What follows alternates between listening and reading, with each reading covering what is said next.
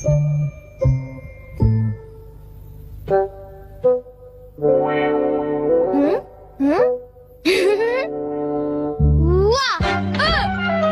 तुमने मुझे डरा दिया। तुम ऐसा क्यों करते हो? तुम कर क्या रहे हो? कहीं तुम अपने ही घर में चोरी करने का प्लान तो नहीं बना रहे? बिल्कुल नहीं। तुम मुझ पर ऐसा इल्जाम कैसे लगा सकते हो? मैं तो सिर्फ ये देख रहा था कि दरवाजे की सिक्योरिटी ठीक है कि नहीं। डोरेमोन, कोई तो बात जरूर है। अब बताओ तुमने क्या गड़बड़ की? मॉम मुझे जल्दी ढूंढ लेंगी। मॉम बहुत ही गुस्से में है। अब क्या? बहुत बुरा हुआ। चलो मैं भी तुम्हारे साथ माफी मांगने जाऊंगा, ठीक है? जैसा कि आप जानते हो हम बहुत शर्मिंदा हैं, इसलिए मैं और नोबिता आपसे माफी मांगना चाहते हैं। मुझे माफ कर दो। माफ करो और तुम्हें? वैसे आप तो नोबिता को पढ़ाई के मामले में जानती हैं ना? उसके मार्क्स तो हमेशा की तरह 5, 4, 3, 2, 1 और अगला नंबर है 0। हमेशा की तरह उसे टेस्ट में 0 मिला है। आपके लिए तो कोई नई बात नहीं है ना? क्या तुम्हें टेस्ट में 0 मिला? मुझे तो इस बारे में कुछ भी पता नहीं था। नहीं मॉम, दरअसल वो बात नहीं है। ओह अच्छा, जब तुम शॉपिंग करने गए थे तब तुमने उनके साथ पैसों की चीटिंग की थी। क्या तुमने चीटिंग की? तुम्हें ये आदत कब से लग गई नोबिता? अब बोलो भी। नहीं, दरअसल बात वो नहीं है। मैंने झूठ नहीं बोला। मुझे पता है, तुमने मॉम को नींद में बोलते हुए टेप किया था और फिर सबको सुनाकर हंस रहे थे। कितना मजा आया था। बहुत फनी था।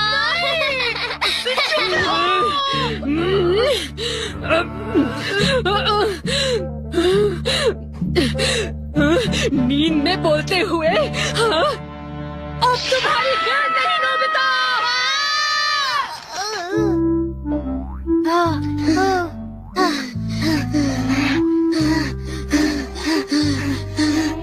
तुम कितने मतलबी हो डोरेमोन। जो बातें उन्हें नहीं बता दी तुमने उन्हें बता दी। सॉरी नोबिता, पर अब तुम क्या करने वाले हो? अब मैं बताऊं?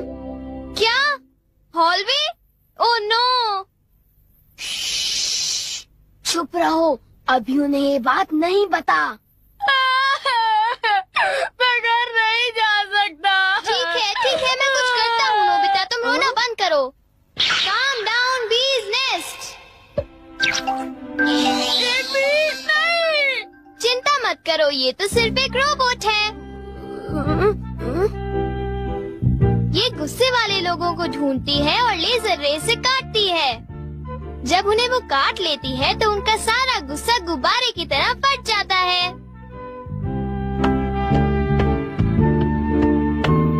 ये नोबिता भी ना, जब वो घर आएगा तो उसे अच्छी तरह बताऊंगी मैं। मेरा लाडला बेटा। देखो मक्खी घर में है। अब तक मॉम का गुस्सा ठंडा हो चुका होगा। हे, तुम्हें इस तरफ जाना है, उस तरफ नहीं, इधर आओ। तुम चिंता मत करो, मैं उस मक्खी को वापस बुला लेता हूँ। देखा? चलो नोबिता, आगे चलो, चलो अब अंदर चलो नोबिता। नहीं। इधर आओ।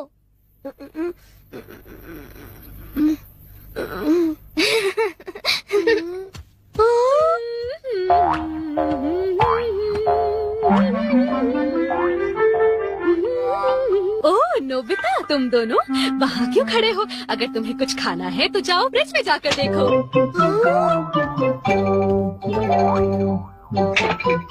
हाँ, ये केक तो मुझे बहुत टेस्टी लग रहा है। तुमने कर दिखाया डोरेमोन, अब मैं कुछ भी कर सकता हूँ और मुझे डांट नहीं पड़ेगी। पर तुम्हें ऐसा काम नहीं करना चाहिए जिसकी वजह से तुम्हें डांट पड़े। ये लो, कुछ नहीं होता, लेकिन चलो खाते हैं।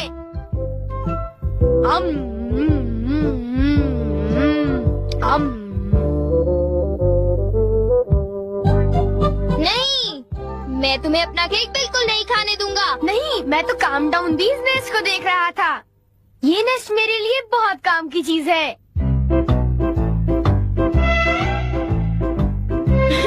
अब मुझे सबसे पहले किसके पास जाना चाहिए? मेरे पास इतने सारे राज हैं कि उनके लिए मुझे डांट पड़ती है। मुझे अब अपने सबसे प्यारे दोस्त के पास जाना चाहिए। वो है शिज़ुका। शिज़ुका, मैं हमेशा सोचता था कि मैं एक दिन तुमसे माफी मांगूंगा, पर क्यों?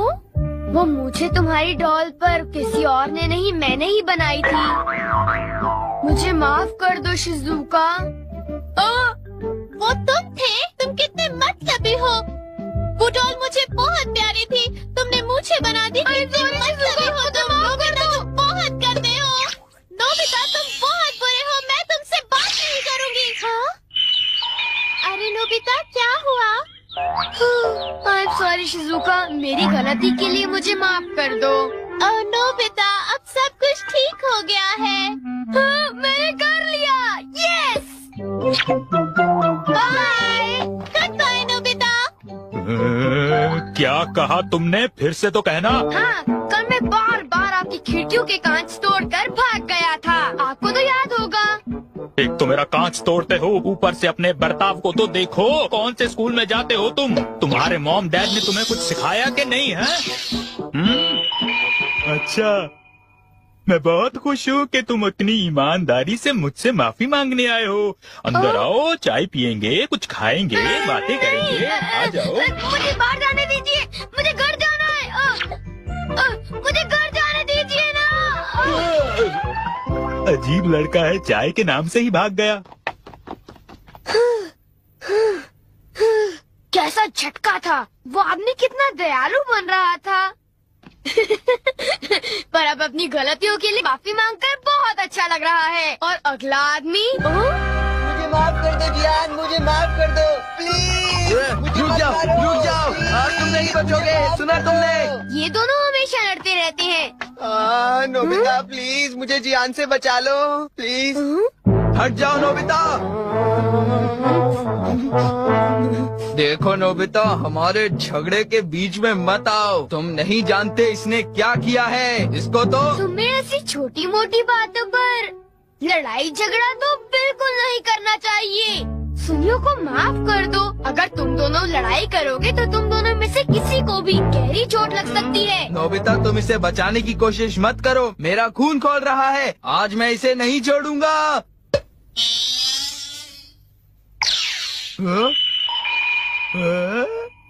ठीक है, मैं तुम्हें माफ करता हूँ। ये जियान का गुस्सा कैसे ठंडा हो गया?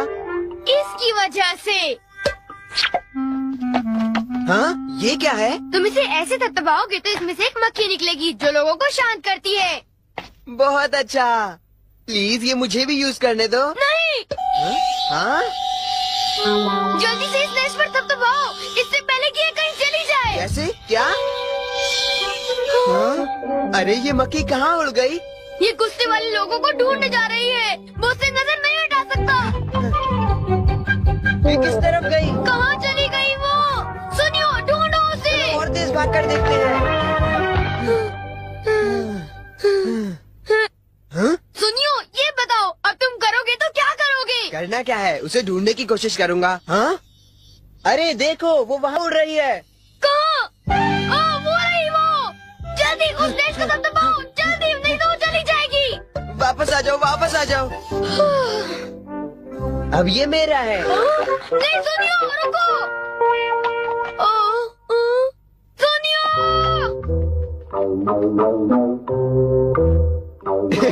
अब मैं इसके साथ कुछ भी कर सकता हूँ, मुझे कोई नहीं डांटेगा।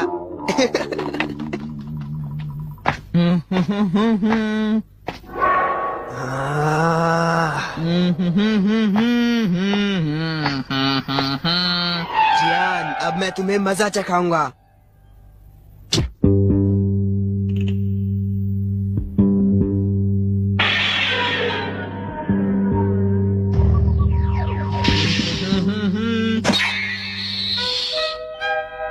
ध्यान से।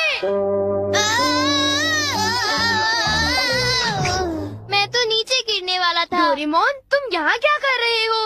अरे नोबिता, मक्खी तो वापस आ गई, ये देखो। हाँ? मैंने 1 सेकंड के लिए अपनी आंखें इधर से उधर की तो ये वापस उड़ गई थी, पर मैंने उसे उसी समय पकड़ लिया। मतलब वो मक्खी जो सुनियो के पास है वो नकली है। ओ नहीं डोरेमोन, हमें सुनियो को बचाना होगा, जल्दी चलो। ये तुम क्या कह रहे हो?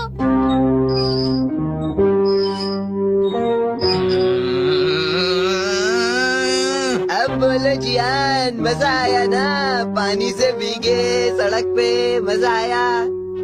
अब जरा तमाशा देखो।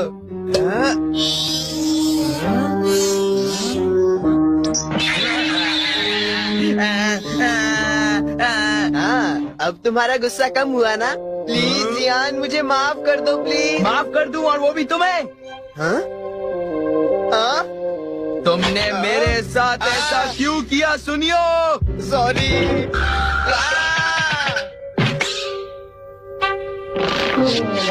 हम लेट हो गए।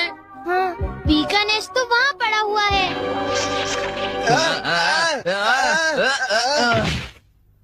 क्या वो तुम्हारा है नोबिता?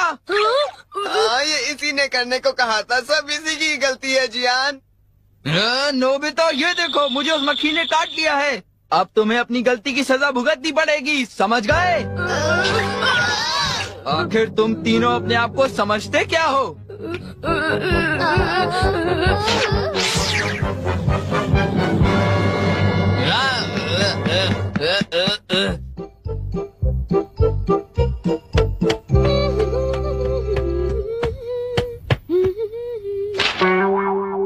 ओ, ये क्या है? ये सब मेरे साथ ही क्यों होता है? मुझे माफ कर दो डोरेमोन, मुझे माफ कर दो। नोबिता, तो ये तुम्हारा काम था? जरा इस दीवार की हालत तो देखो। अब बताओ ये कैसे हुआ? ओह नो, उन्हें पता चल गया। डोरेमोन, मुझे काम डाउन दी दो। मैं तुम्हारी मदद नहीं करूँगा। जब तुमने गलती की है तो तुम्हें डांट पड़नी ही चाहिए। यही तुम्हारा सही इलाज है। नीचे उतरो। नोबिता, रुक जाओ। हाँ? डोरेमोन, प्लीज मेरी मदद करो।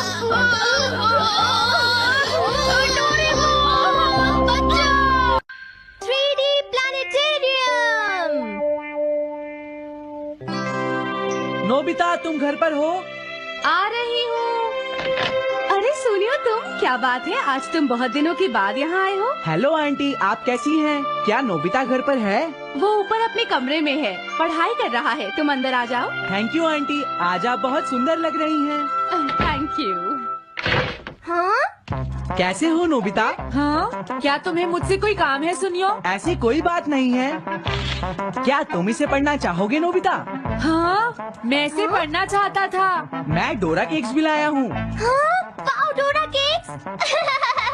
आराम से पढ़ो और खाओ। क्या सच में? सच में नोबिता। वाह, अरे वाह, मजा आ गया। टेस्टी है।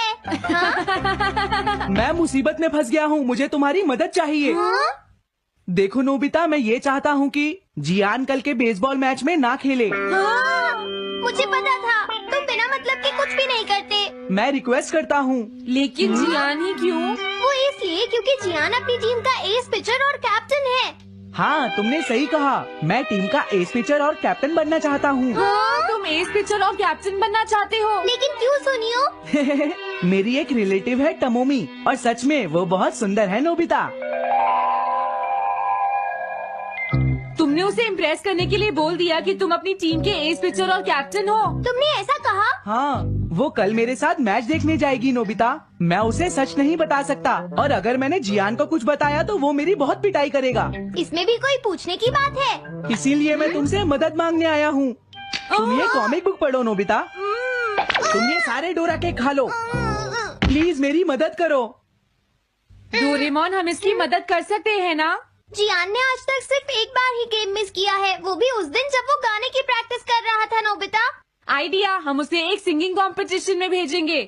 पर उसका गाना सुनेगा कौन? अब क्या करें? वो तुम दोनों मुझ पर छोड़ दो। हाँ, लेकिन कोई पैसे लेकर भी उसका गाना नहीं सुनेगा। सबसे पहले मैं एक डोम बनाऊंगा। हाँ? डोरेमोन, ये क्या है? एक बात और नोबिता, कोई भी इसके बाहर से अंदर नहीं देख पाएगा। सच में? अब इसके बाद क्या होगा डोरेमोन? 3D planetarium. हाँ? ये सब क्या हो रहा है? मैच शुरू। अरे ये तो सुमो रेसलिंग है। ये तो असली लगती है। वो इसलिए नोबिता, ये असली 3 डायमेंशनल इमेज को प्रोजेक्ट करता है। तुम्हारे सामने हाँ? पिछले साल का समर टूर्नामेंट चल रहा है क्या ये पिछले साल का समर टूर्नामेंट है? और इसराइल को घुमाते ही वाओ, पिरामिड। अरे ये तो इजिप्ट है। अगर मैंने किसी सिंगिंग प्रोग्राम की इमेज को प्रोजेक्ट किया तो उसके बाद जियान अपने आप को रोक नहीं पाएगा। सही कहा। लेकिन डोरेमोन इसका साइज तो बहुत छोटा है, हम लोग पकड़े जाएंगे। उसकी चिंता मत करो, डोम के बड़ा होते ही इमेज का साइज भी बड़ा हो जाएगा। हमें बस एक बड़ा एरिया चाहिए होगा। बेसबॉल ग्राउंड के सामने वाली जगह कैसी रहेगी डोरेमोन? हाँ, वो जगह बिल्कुल सही रहेगी। लेकिन वहाँ तो हमें उसका गाना सुनना पड़ेगा। ये तो है। कितनी भी तेज आवाज हो, वो डोम के बाहर नहीं निकल पाएगी। फिर हाँ? तो कोई प्रॉब्लम नहीं। बहुत अच्छे डोरेमोन। कल वो मैच नहीं खेलेगा। अब मुझे किसी का डर नहीं है। एक सिंगिंग कंपटीशन? तुमने मुझसे कहा था ना तुम जाना चाहते हो जियान। फिर कभी चलेंगे। आज मेरा एक इम्पोर्टेंट मैच है। क्या? लेकिन तुम्हारे फैंस तुम्हारा इंतजार कर रहे हैं। हाँ जियान, सच में क्या तुम सबको अपना गाना नहीं सुनाना चाहोगे? लेकिन मेरा तो आज बेसबॉल मैच है। क्या अपने फैंस को ऐसे ही छोड़ दोगे? कौन सी चीज ज्यादा जरूरी है, बेसबॉल या सिंगिंग? हाँ, सही कहा। सिंगिंग ज्यादा जरूरी है। ये हुई ना बात। हाँ, तुम सबके आइडल हो। अब जल्दी चलो जियान। तुम इसकी मदद से सीधा स्टेज पर पहुंच सकते हो जियान। हाँ, मैं जाता हूँ। अरे वाह, ये तो शानदार है। क्या ये सब मेरे ही फैंस हैं? सच में जियान, और ये सब तुम्हारे गाने का इंतजार कर रहे हैं। वाओ, मैं इसके लिए तैयार हूँ डोरेमोन। आप सभी लोगों का इंतजार करने के लिए शुक्रिया। आपका इंतजार खत्म हुआ। अब फेमस सिंगर जियान आपको अपना गाना सुनाएंगे। तो प्लीज वेलकम कीजिए mister Gian. Oh, thank you. मैं हूँ जियान। काम पूरा हो गया नोबिता। अब तुम जाकर ये बात सुनियो को बता सकते हो। अभी जाता हूँ। हाँ, अब क्या हुआ? मैं अपने फैंस के सामने ऐसे कपड़े नहीं पहन सकता। मुझे अच्छे कपड़े चाहिए डोरेमोन। ठीक है, समझ गया। अब मैं इसे यूज करूँगा। एक सिंगर ऐसा ही दिखना चाहिए।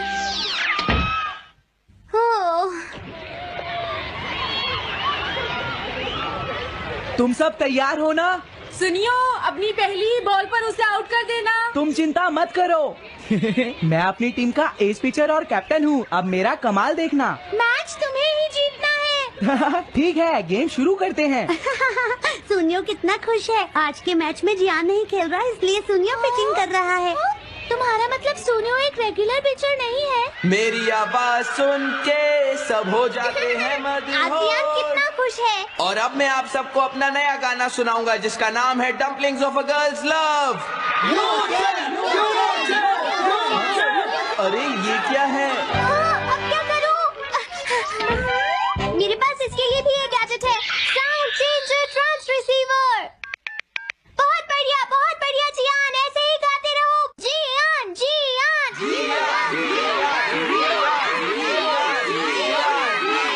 अब यही तो मैं सुनना चाहता था। क्या तुम लोग तैयार हो? मैं तो थक गया। ये लो, पकड़ो नोबिता। अरे अरे अरे अरे अरे, चली गई। Dumplings of a girls love. ये है डम्पलिंग्स ऑफ। हाँ? बाय। अरे ये तो नोबिता है। यही तो मैं सुनना चाहता था। ये है dumplings of a girls love. ये है dumplings of a girls love. Dumplings. अरे नहीं, ये क्या? कोई बचाओ मुझे।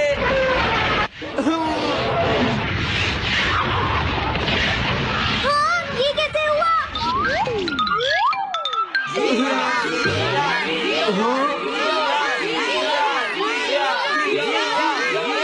अरे तो बताइए, आपको मेरा गाना कैसा लगा? Strike 3, batsman out. इनका ये पिचर बहुत अच्छी बॉल फेंकता है। क्या हमेशा सोनियो ही सबसे पहले बैटिंग करता है? नहीं, सबसे पहले तो जियान बैटिंग करता है। लेकिन ऐसा कैसे हो सकता है? Ball, take your base. अरे वाह, मजा आ गया।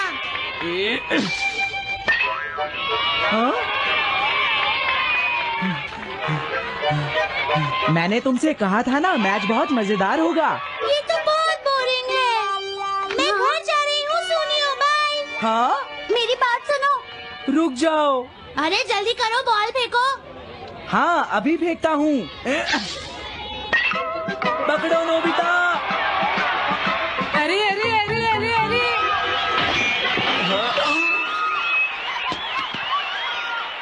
ये सब क्या हो रहा है? भागो। तुमने सारे गाने गा लिए जियान? ये क्या हो रहा है?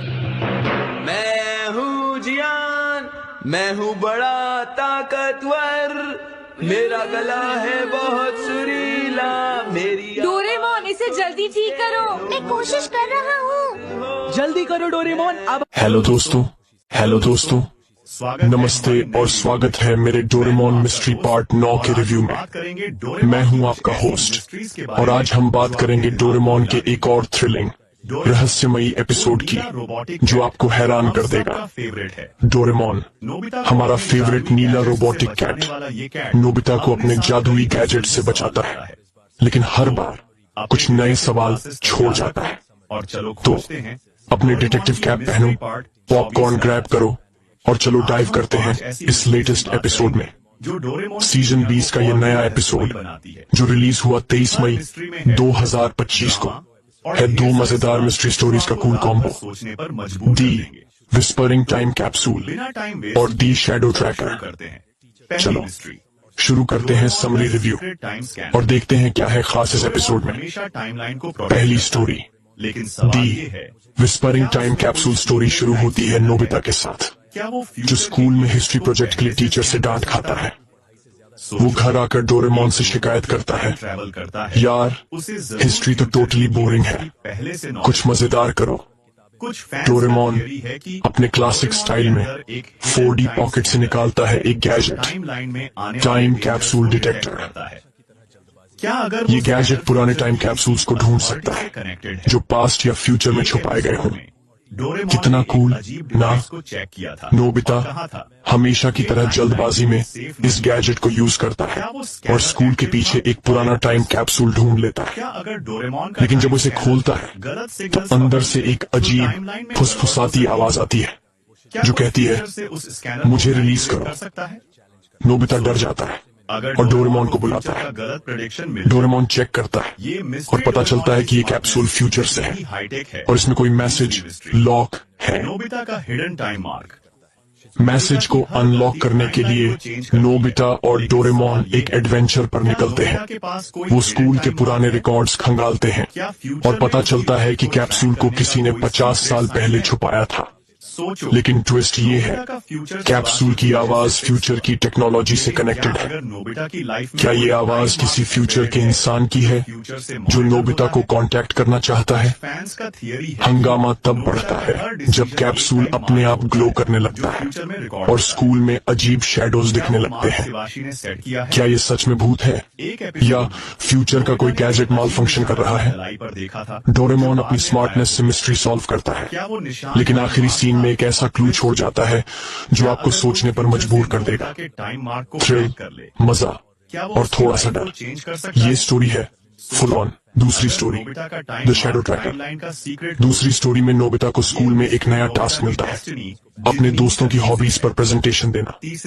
नोबिता जो आलसीपन का किंग है, डोरेमोन से कहता है यार कुछ आसान तरीका बता। डोरेमोन निकालता है शैडो ट्रैकर, एक गैजेट जो किसी के शैडो को फॉलो करके उसकी सीक्रेट हॉबीज बता सकता है। मस्त आइडिया ना?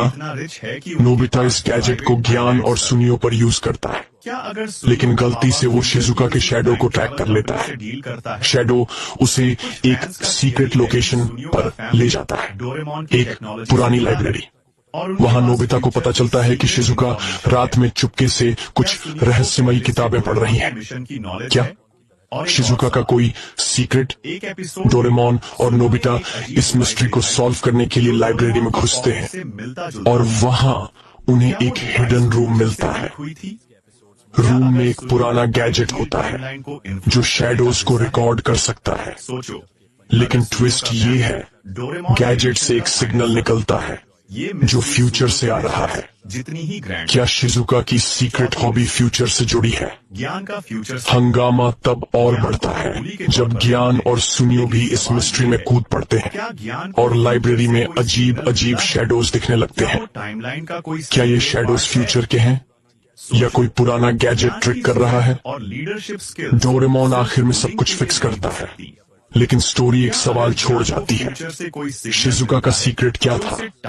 एडवेंचर, ह्यूमर और मिस्ट्री का धमाकेदार मिक्स इस एपिसोड की खासियत। पहला, मिस्ट्री का थ्रिल। विस्परिंग टाइम कैप्सूल में फ्यूचर की आवाज और शैडो ट्रैकर में शिजुका का सीक्रेट बच्चों को स्क्रीन से बांधे रखता है। दोनों स्टोरीज में रहस्य का तड़का जबरदस्त है।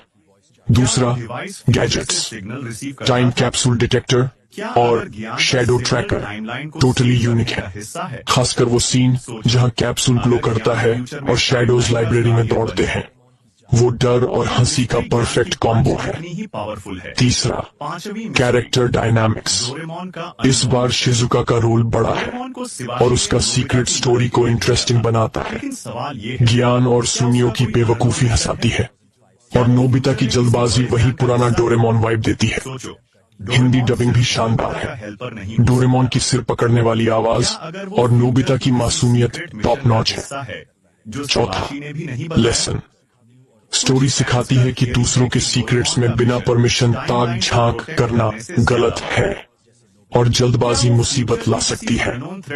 ये लेसन बच्चों के लिए मजेदार तरीके से प्रेजेंट किया गया है। पांचवा, सस्पेंस। दोनों स्टोरीज आखिर में सवाल छोड़ती हैं। कैप्सूल की आवाज किसकी थी? शिजुका का सीक्रेट क्या है? ये सस्पेंस अगले एपिसोड का इंतजार बढ़ा देता है। क्या थोड़ा बेहतर हो सकता था? पहला, बैकग्राउंड डिटेल्स। शैडो ट्रैकर में लाइब्रेरी का सेटअप मजेदार है, लेकिन और डरावना हो सकता था। अगर कुछ भूतिया वाइब्स और होते तो थ्रिल डबल हो जाता। दूसरा, story length. Whispering time capsule को थोड़ा ज्यादा टाइम मिलता तो कैप्सूल की बैक स्टोरी और डीप हो सकती थी। क्या वो फ्यूचर की किसी सिविलाइजेशन से था? थोड़ा और खुलासा अच्छा होता। तीसरा, एनिमेशन। सीजन 20 का एनिमेशन क्रिस्प है, लेकिन कुछ सीन्स में बैकग्राउंड सिंपल लगे। पुराने डोरेमोन एपिसोड्स के रंग बिरंगे डिटेल्ड बैकग्राउंड्स वाला फील थोड़ा मिसिंग था। कौन देखे? अगर तुम डोरेमोन फैन हो तो ये एपिसोड मस्ट वॉच है। 8 से 12 साल के बच्चों के लिए ये परफेक्ट है। पेरेंट्स भी बच्चों के साथ एंजॉय कर सकते हैं क्योंकि ये लाइट, फन और थोड़ा सस्पेंसफुल है। हिंदी कार्टून लवर्स के लिए डबिंग जबरदस्त है और अगर तुम्हें मिस्ट्री, एडवेंचर और थोड़ा सा डर पसंद है तो ये एपिसोड तुम्हारे लिए टेलर मेड है। मेरा स्कोर, मैं इस एपिसोड को दूंगा 8.7 out of 10। Mysteries thrilling, gadgets cool और शिजुका का सीक्रेट सुपर इंटरेस्टिंग है, लेकिन थोड़ा और डरावना बैकग्राउंड और डीप बैक स्टोरी इसे 10 बना सकता था। तुम्हारा स्कोर क्या है? कहाँ देखें? ये एपिसोड bilibili.tv पर अवेलेबल है। कुछ क्लिप्स फेसबुक, यूट्यूब या इंस्टाग्राम पर भी मिल सकती हैं। लिंक चेक करो और एंजॉय करो। आखिरी बात, डोरेमोन हमेशा दिल को छूता है। मिस्ट्री पार्ट 9 वही पुराना डोरेमोन मजा लाता है। नोबिता की बेवकूफी, डोरेमोन के गैजेट्स और ढेर सारी मिस्ट्री। इस बार सस्पेंस और शिजुका का सीक्रेट इसे एक्स्ट्रा स्पेशल बनाते हैं। तो अपने बचपन को फिर से जीने के लिए ये एपिसोड जरूर देखो। कमेंट्स में बताओ तुम्हारा फेवरेट डोरेमोन गैजेट कौन सा है। मेरा तो एनीवेयर डोर है। और हाँ, क्या तुम्हें लगता है कि शिजुका का सीक्रेट फ्यूचर से जुड़ा है या कोई और ट्विस्ट है? अपनी थियरी शेयर करो। ये था मेरा रिव्यू। पसंद आया तो लाइक करो, शेयर करो और सब्सक्राइब करो। My friend, if you want to change your life, the very first step you must take is to silence the noise. And when I say noise, I'm not just talking about the loud world around you. I'm talking about the constant chatter that fills your mind, the voices of doubt, the opinions of others, and the distractions that are stealing your focus. You see, we live in a world where everyone has something to say about your life, about what you should be doing, how you should be living, who you should be following, and what you should be chasing. And if you're not careful, you'll find yourself living someone else's plan instead of living the one God placed inside of you. That's why the very first step in these 30 days is to disconnect to reconnect. There comes a moment when you've got to turn down the volume of the world so you can hear the whisper of your own soul. Because deep inside of you there is a purpose, there is direction, there is clarity, but it cannot be heard if you're drowning in noise. Some of you wake up in the morning and the first thing you do is check your phone, scroll through social media, and compare your life with someone else's highlight reel. You start your day already behind, already feeling like you're not enough. But imagine if for the next 30 days you started your day in silence, not with your phone in your hand, but with your thoughts, with your heart, with gratitude, with prayer. Imagine what would happen if you gave your mind the chance to breathe before letting the world flood it with comparison and negativity. You cannot grow if your mind is cluttered. You cannot build a strong life if your foundation is covered in debris. The noise of this world is like weeds in a garden. They choke the life out of what is trying to grow. And if you want to see change in 30 days, you must pull out those weeds. That may mean limiting your time on social media. That may mean stepping away from toxic people whose voices have been louder than your own convictions. That may mean turning off the television that feeds you fear instead of faith, gossip instead of growth. Because whatever you allow in your ears and your eyes eventually sinks into your heart. And what sinks into your heart shapes the direction of your life. Silencing the noise is not just about turning things off. It's about turning inward. It's about reconnecting with the voice inside you that has been buried under the weight of the world's opinions. You already know the areas of your life that need change. Deep down, you already feel the pull towards who you are supposed to become. But you cannot step into that version of yourself if you are distracted by 1,000 voices telling you otherwise. You've got to be willing to walk away from the crowd, even if it feels lonely, so you can finally hear your own clarity. Some of you are afraid of silence because silence forces you to face yourself, and maybe you've been running from yourself for years. But I want you to know this silence is not your enemy. Silence is your teacher. It is in silence that the most powerful transformations happen. It is in silence that new ideas are born. It is in silence that you realize how strong you truly are. The greatest breakthroughs in life don't come from noise. They come from quiet reflection, from solitude, from those moments when it's just you and your thoughts, you and your creator, you and your purpose. If you give yourself 30 days of intentional silence from the distractions of the world, you will begin to hear things you've never heard before. You'll hear your heart guiding you. You'll hear your inner strength rising up. You'll hear the truth that you've always known but ignored because the noise was too loud. And when that happens, you will no longer live in confusion. You will no longer live by comparison. You will no longer live by fear. You will live with focus, with clarity, and with peace. So as you begin this journey of transformation, I challenge you for the next 30 days, cut out the noise. Start small if you need to. Maybe it's 30 minutes each morning without your phone. Maybe it's a walk in the evening without music blaring in your ears. Maybe it's simply learning to sit in your room without reaching for another distraction. Whatever it is, choose silence, choose clarity, choose to disconnect so you can reconnect with the voice inside of you. My friend, if you really want to see your life change in 30 days, you must understand something very important. Motivation will not carry you. Motivation is like a spark. It feels exciting for a moment, but it fades quickly. What will carry you, what will transform you, what will reshape your entire life is discipline. Discipline is not glamorous, it's not always exciting, but it is powerful. It is the daily decision to do what you know you should do, even when you don't feel like doing it. Discipline is the bridge between where you are today and where you want to be tomorrow. Every single day, life presents you with two choices: the easy thing or the right thing. The easy thing is staying in bed when you know you should get up. The easy thing is reaching for junk food when you promised yourself you would eat healthier. The easy thing is saying, "I'll do it tomorrow," when you know today is the day to start. But the right thing, the disciplined thing, that is what transforms you. That is what builds strength in your character. That is what turns a 30-day challenge into a lifetime of growth. Discipline is like a muscle. If you've ever been to the gym, you know that at first, lifting weights feels heavy, uncomfortable, even painful.